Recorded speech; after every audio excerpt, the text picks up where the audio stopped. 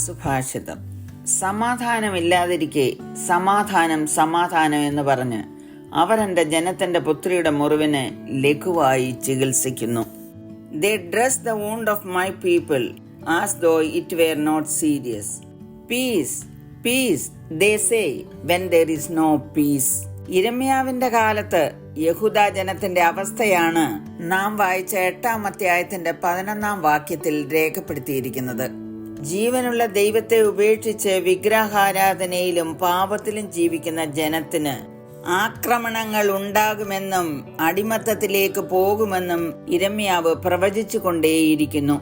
എന്നാൽ ജനത്തിന്റെ ഇടയിൽ നിന്നുള്ള പ്രവാചകന്മാരും പുരോഹിതന്മാരും ജനത്തെ തെറ്റിച്ചു കളയുന്നു. സമാധാനമില്ലാതിരിക്കെ സമാധാനം പറഞ്ഞുകൊണ്ട് ലഘുവായി ചികിത്സിക്കുന്നു. ആത്മവഞ്ചനയുടെയും തെറ്റായ വിശ്വാസത്തിന്റെയും അപകടമാണ് അവിടെ എഴുതിയിരിക്കുന്നത്. പാപത്തിലും അനുസരണക്കേടിലും ജീവിക്കുന്ന ജനത്തിന് അല്പം ആശ്വാസമായി തോന്നും.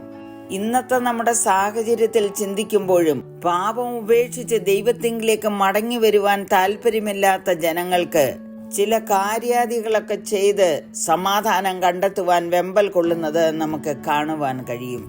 ഒരു കൂട്ടം ആളുകൾ അവർ ദൈവത്തിന് വേണ്ടി പ്രവർത്തിക്കുന്നു എന്നുള്ള വ്യാജേന അനേകരെ വഴിതെറ്റിച്ചുകൊണ്ടിരിക്കുന്നു. ഈ ലോകത്തിൽ നിന്നും സമാധാനം ലഭിക്കുന്നതിന് വേണ്ടിയാണ് അവർ അങ്ങനെ ചെയ്യുന്നത്. അവർ അവസാനമായി ചെന്നെത്തുന്നത് നാശത്തിലേക്കാണ് എന്ന് ചിന്തിക്കുന്നതേയില്ല. സമാധാനം ലഭിക്കുവാൻ പല പ്രവൃത്തികളും അവർ ചെയ്യുന്നു. നേർച്ച കാഴ്ചകൾക്കും തീർത്ഥാടനത്തിനും കുറവില്ല. മനഃശാന്തിക്കും സമാധാനത്തിനും വേണ്ടി ചെയ്യുന്ന യാതൊരു പ്രവർത്തനങ്ങൾ കൊണ്ട് യഥാർത്ഥ സമാധാനം ലഭിക്കുകയില്ല.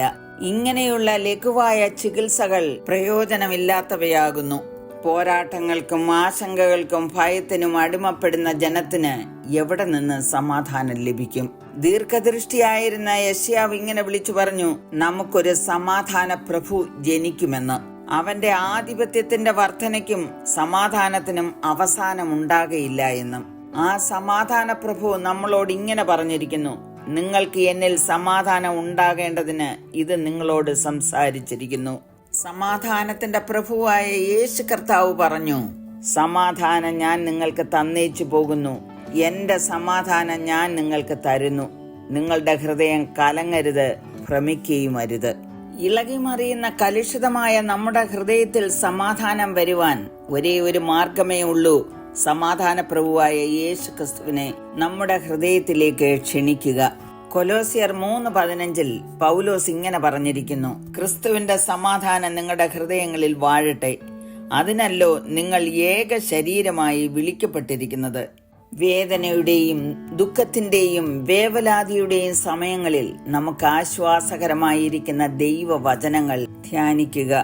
എബ്രായർ 12:14 പറയുന്നു, എല്ലാവരോടും സമാധാനം ആചരിച്ച് ശുദ്ധീകരണം പ്രാപിപ്പാൻ ഉത്സാഹിപ്പീൻ. അതിന്റെ അർത്ഥം മറ്റൊന്നല്ല, ഹൃദയത്തിൽ കയ്പും വിദ്വേഷവും വയ്ക്കാതെ ഒരുപക്ഷെ നമുക്ക് വിരോധമായി പ്രവർത്തിക്കുന്നവരോടും ക്ഷമിച്ച് എല്ലാവരോടും സമാധാനം ആചരിക്കണം.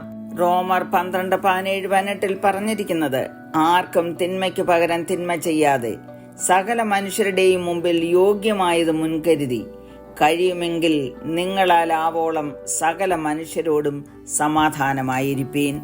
യേശു കർത്താവ് പഠിപ്പിച്ചത്, സമാധാനം ഉണ്ടാക്കുന്നവർ ഭാഗ്യവാന്മാർ, അവർ ദൈവത്തിന്റെ പുത്രന്മാർ എന്ന് വിളിക്കപ്പെടും.